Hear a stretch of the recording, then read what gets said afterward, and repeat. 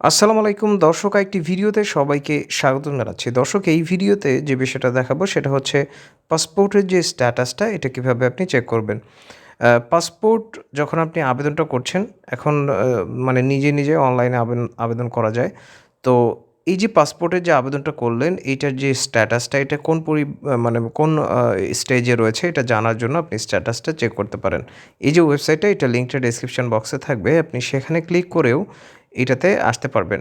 আসার পরে এরকম আসতে পারে, মানে এরকম পেজ শো হতে পারে। ঘাবড়ানোর কিছু নাই। আপনি এখানে যে অ্যাপ্লিকেশন স্ট্যাটাস এটাতে যদি ক্লিক করেন তাহলে এরকম অপশনটা এরকম চলে আসবে। তারপরে হচ্ছে এখানে এনরোলমেন্ট আইডি এটা দিতে হবে। তারপর হচ্ছে আপনার ডেট অফ বার্থ। এনরোলমেন্ট যে প্রক্রিয়াটা এটা সম্পন্ন করার জন্য আপনি যখন পাসপোর্ট অফিসে গিয়েছিলেন তখন সেখান থেকে একটি ডেলিভারি স্লিপ দিয়ে দেওয়া হয়েছিল। আমি আপনাদের ডেমো পারপাসে এটা দেখাচ্ছি।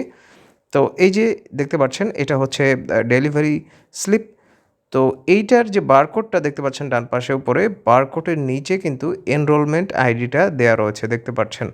আর এইটা হচ্ছে আপনার জন্ম তারিখ এইটা, এবং এই যে এনরোলমেন্ট যে আইডিটা এই ২ টা জিনিস লাগবে। আমি যদি আবার যাই এখানে যে আইডিটা সেটা দিয়ে দিচ্ছি। এইখানে হচ্ছে ডেট অফ বার্থ দিতে হবে। আমি ডেট অফ বার্থটাও এখানে দিয়ে দিলাম। তো আপনি যদি চান যে এভাবে সিলেক্ট করে দেবেন সেটাও পারবেন। এই যে এইভাবে আমি যেভাবে দেখাচ্ছি এভাবে দিতে পারেন। তো আমি এখানে টাইপ করে দিয়েছি। আর এইখানে হচ্ছে আ ক্যাপচা দিতে হবে। এই যে দেখতে পাচ্ছেন যে অক্ষরগুলো, এই যে ক্যাপচাটা রয়েছে এটা হুবহু আপনাকে বসিয়ে দিতে হবে। উল্টাপাল্টা করা যাবে না। ছোট হাতের এবং বড় হাতের যদি এখানে থাকে তাহলে সেটা সেভাবেই দিতে হবে। যদি ক্যাপচাটা একটু ঝামেলার মনে হয়, জটিল মনে হয়, এইখানে দেখতে পাচ্ছেন যে রিলোড রয়েছে।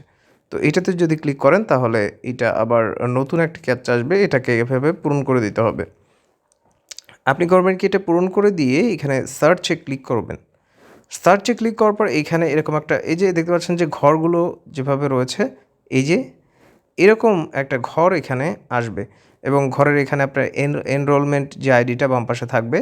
তারপরে হচ্ছে ইওর পাসপোর্ট ইজ রেডি এরকম থাকতে পারে।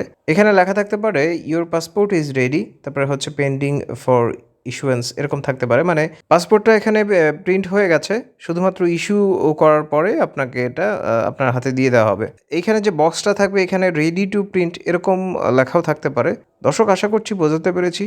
যদি ভিডিওটি ভালো লাগে অবশ্যই লাল যে সাবস্ক্রাইব লেখা বাটনটা রয়েছে ওটাতে ক্লিক করে সংযুক্ত থাকতে পারেন আরও নতুন ভিডিও দেখার জন্য। আল্লাহ আপনাদের সবাইকে ভালো রাখুন, সুস্থ রাখুন। আসসালামু আলাইকুম।